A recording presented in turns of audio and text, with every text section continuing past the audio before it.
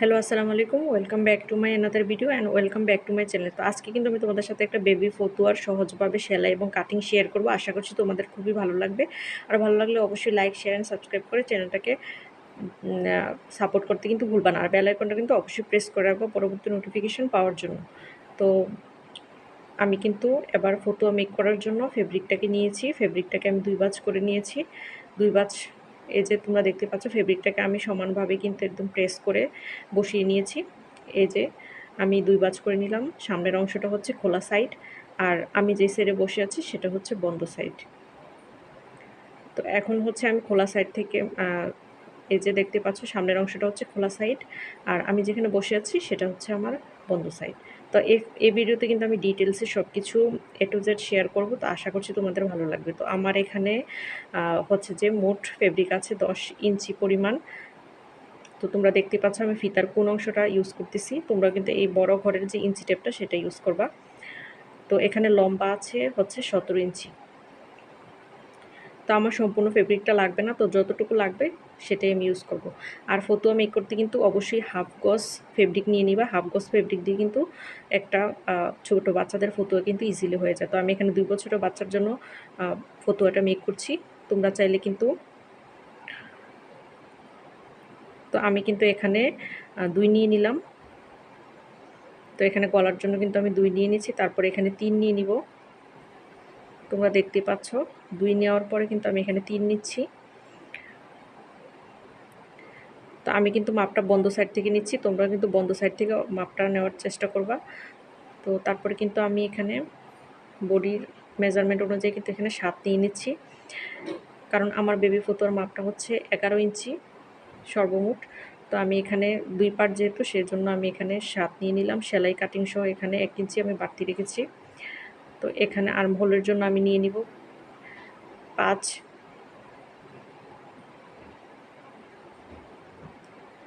Arm হোলের জন্য আমি এখানে 5 নিয়ে নিব বা 5.5 যেকোনো একটা নিলেই হবে। তো তারপরে আমি এখান থেকে হচ্ছে ফেব্রিকটাকে কাটিং করে নিব। তো আমি এখানে স্কেল দিয়ে হচ্ছে 2টা দাগ একসাথে মিলিয়ে দিব। তোমাদের কাছে যদি স্কেল না থাকে তোমরা কিন্তু হাতেও চাইলে একদম স্ট্রেটভাবে লাইনটা ড্র করে নিতে পারো।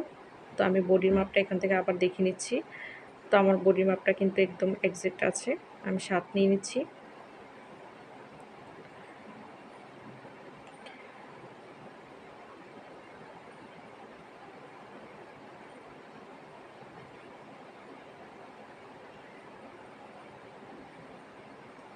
তো বডির মাপটা কিন্তু আমি নেওয়ার পরে কিন্তু আমি একটু ভালোভাবে মার্কিং করে নিয়েছি। তো আমার কিন্তু বডির মাপটা নেওয়া কমপ্লিট হয়ে গিয়েছে।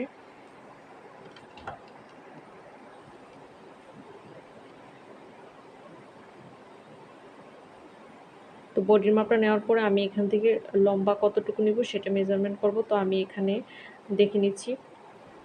তো আমি উপর থেকে ফিতাটাকে ধরবো, ধরে তারপরে আমি এখান থেকে যতটুকু আমি লম্বা নিব ঠিক ততটুকুই আমি হচ্ছে মার্কিং করে নেব। তো আমি এখানে 16তে মার্কিং করে নিচ্ছি। তো আমার সেলাই সহ হচ্ছে 15 থাকবে। তো আমি 16তে মার্কিং করে নিলাম। তো এই অংশটা কাটিং যে অংশটা আমি করছি সেটা কিন্তু বেবি ফ্রকের পিছনের অংশটা। তো তারপরে কিন্তু আমি এখানে একটা স্ট্রেট লাইন ড্র করে নিব।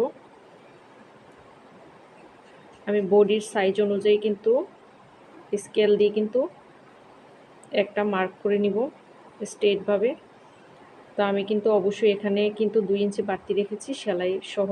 আর যেহেতু এটা ফেব্রিকটা বয়েল কাপড় সে কারণে কিন্তু এটা ওয়াশ করার পরে কিন্তু একটু কমে যাবে, সেজন্য আমি 2 ইঞ্চি বাড়তি রেখেছি। তো তারপরে আমি হচ্ছে ভালোভাবে এগুলি ড্র করে নিব। তারপরে আমি এখানে একটা রাউন্ড শেপ দিয়ে নিব।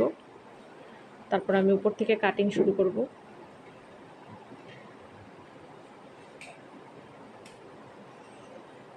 তো আমি এক্সট্রা ফেব্রিকটাকে রিমুভ করে নিচ্ছি পাশ থেকে। দেন আমি নিচের অংশটা যেটা আছে সেটা কাটিং করে নেব।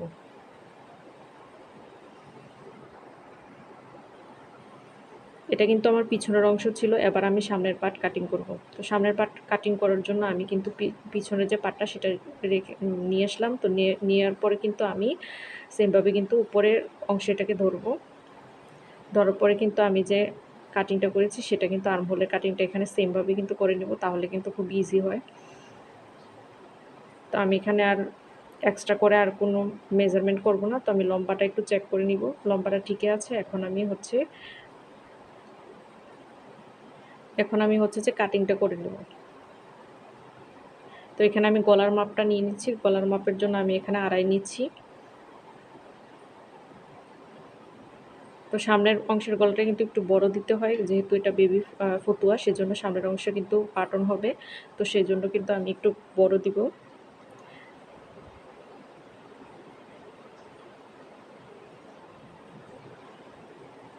তো আমি কিন্তু আর্মহোলটা একটু কাটিং করে নিচ্ছি সেমভাবে। তো পাশের এক্সট্রা ফেব্রিকগুলো আমি রিমুভ করে নিব। তারপরে হচ্ছে আমি গলা কাটিং করব। তো গলা কাটিং করার জন্য কিন্তু সেপারেটভাবে কাটিং করতে হবে, কারণ পিছনের গলাটা কিন্তু ফতুয়ার অলওয়েজ ছোট থাকে আর সামনের গলাটা কিন্তু একটু বড় থাকে। তো সেজন্য আমি ফেব্রিকগুলোকে আলাদা করে নিব।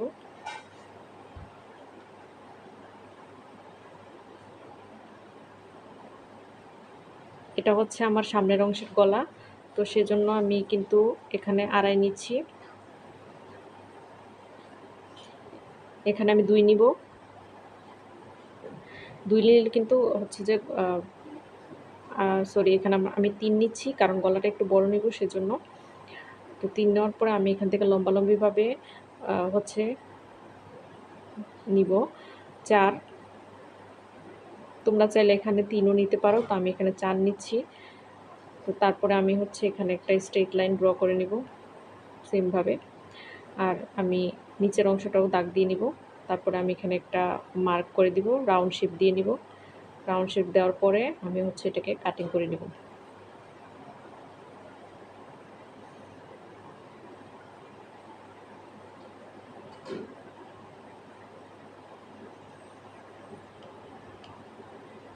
তো গলার অংশটা আমি কাটিং করে নিচ্ছি।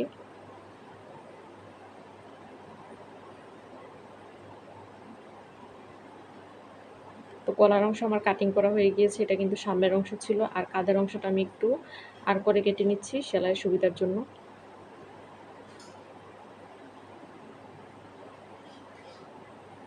তারপর আমি এটাকে ফোল্ড করে রেখে দিব। দেন আমি হচ্ছে পিছনের অংশটা সেটার গলার কাটিংটা করব। সেজন্য কিন্তু আমি ফেব্রিকটা নিয়ে নিয়েছি, পিছনের অংশের ফেব্রিকটা। পিছনের গলাটা যেহেতু একটু ছোটো হয় সেজন্য আমি এখানে 2 নিয়েছি। আর আমি এখানে লম্বালম্বিভাবে নিব হচ্ছে 2 নিয়ে নিব সেমভাবে। তো তারপরে আমি এখানে একটা স্ট্রেট দাগ দিয়ে নিব।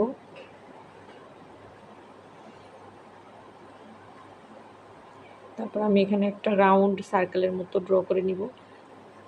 তার ফেব্রিকটা হচ্ছে আমি এখানে এক্সট্রা ফেব্রিকটা রিমুভ করে দিব। আর কাঁধের অংশটা আমি একটু হালকা করে শেপ দিয়ে দিব সেলাইয়ের সুবিধার জন্য।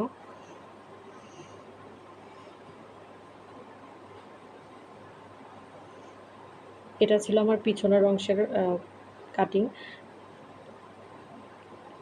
আর এটা ছিল আমার সামনের অংশের। তো এই 2টা অংশ আমি মানে বিছাবো। বিছানোর পরে হচ্ছে যে এরকম দেখাচ্ছে। তো 2টা পার্ট কিন্তু 2 সাইডে থাকবে। এটা হচ্ছে একটা সাইডের পার্ট।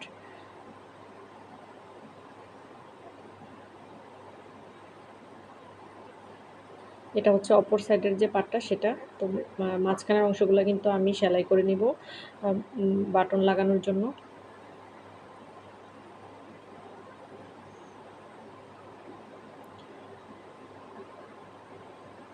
2 পাশের অংশে কিন্তু এক্সট্রা ফেব্রিক লাগিয়ে কিন্তু বাটনের জন্য ঘর করতে হবে।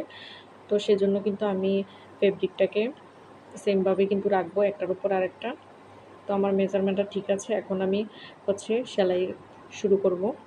তো এখানের অংশটা সেলাইগুলো কিন্তু আমি প্রথমে করব।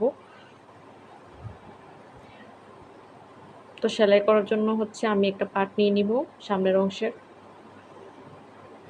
তারপর আমি এক্সট্রা ফেব্রিক নিয়ে নিব। এখানে এক্সট্রা ফেব্রিকটার যে বাড়তি অংশটা সেটা আমি কাট করে দিব। তো মেজারমেন্ট অনুযায়ী কিন্তু আমি এখানে একটা ফেব্রিক নিয়ে নিব। নেওয়ার পরে কিন্তু আমি এভাবে সোজাভাবে কিন্তু সেলাইটা করে নিব। সোজাভাবে সেলাই করার পরে কিন্তু আমি এটাকে টার্ন করে কিন্তু পিছনের অংশে নিয়ে যাব, উল্টো পাটে নিয়ে যাব। তারপরে কিন্তু আমি একটা সেলাই বসিয়ে দিব। তো আমি এক্সট্রা ফেব্রিকটা এখানে কাট করে নিয়েছি। তো সেমভাবে কিন্তু অপর অংশের ফেব্রিকটাও আমি এখানে এক্সট্রা ফেব্রিকটা কাট করে নিব। তো এখানে কিন্তু দুইটা ফেব্রিক হবে। তারপরে কিন্তু আমি এক্সট্রা ফেব্রিক গলার জন্য এবং দুই পাশের চারপাশের হাতার জন্য আর দুই দিকের গলার জন্য কিন্তু আমি মোট 4টা ফেব্রিক কিন্তু একটু আর করে কেটে নিব, কারণ আর করে কাটলে হচ্ছে সেলাই করতে সুবিধা হয়, আর স্ট্রেট কাটলে হচ্ছে সেলাই করতে একটু প্রবলেম হয়। তো সেই জন্য আমি একটু আর করে ফেব্রিকগুলোকে কেটে নিব।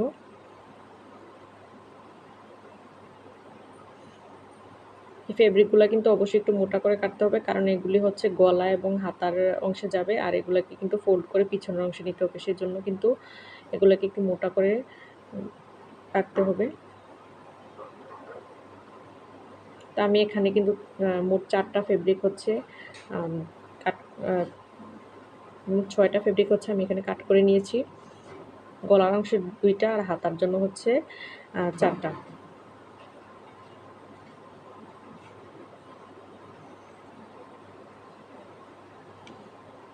এভাবে কিন্তু আমি সবগুলো ফেব্রিক হচ্ছে সেম মেজারমেন্টে কিন্তু কাট করে নিচ্ছি।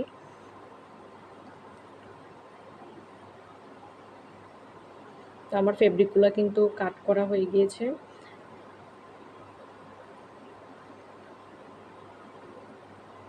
তো আমি এই অংশে কিন্তু এবার সেলাইয়ের কাজটা করার জন্য কিন্তু আমি এই যে ফেব্রিকটা তোমরা দেখতে পাচ্ছ সেটা কিন্তু আমি আবার কিন্তু অপর অংশে কিন্তু এটাকে সেট করে দিব। তো এখানে কিন্তু একটা সেলাই বসিয়ে দিব সোজাভাবে।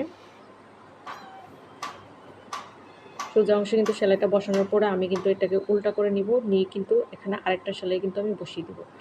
তো গলার অংশে সেলাইটা করার জন্য কিন্তু আমি এখানে যে এক্সট্রা ফেব্রিকগুলো ছিল, তো সেটাকে কিন্তু আমি এখানে বিছিয়ে নিয়েছি। দুই পাশে সেলাই আমার বোতামের ঘর করার পরে তো সেলাইটা আমি বসিয়ে দিয়েছি, তোমরা দেখতে পাচ্ছ। তো আমার প্রিভিয়াস ভিডিওগুলো দেখলে তোমরা আরও বেশি ক্লিয়ার হয়ে যাবে কীভাবে গলা এবং হাতায় ফেব্রিক অ্যাটাচ করতে হয়। তো তারপরে আমি কিন্তু এখানে ছোট ছোট কাট করে দিচ্ছি যাতে আমার টার্ন করতে সুবিধা হয়।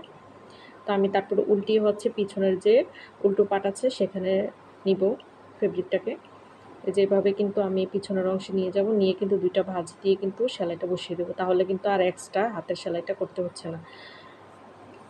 তো এই যে এইভাবে তোমরা দেখতে পাচ্ছ আমি কিন্তু সেলাইটা একদম কাঁধ থেকে নিচ পর্যন্ত কিন্তু বসিয়ে দিয়েছি।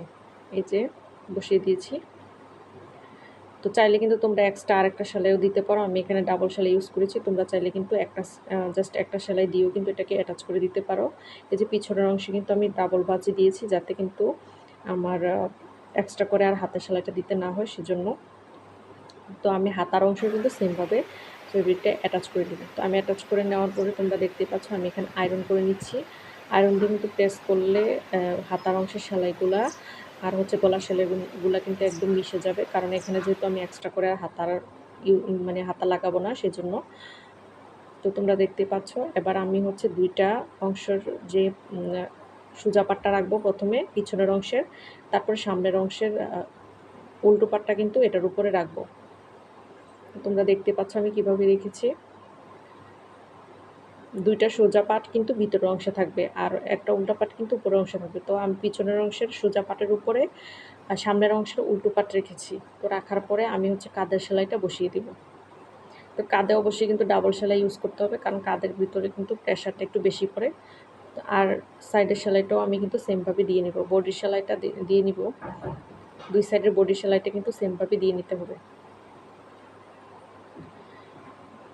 তো আমি কিন্তু এই সাইডেও সেলাইটা দিয়ে নিব, বডির সেলাইটা।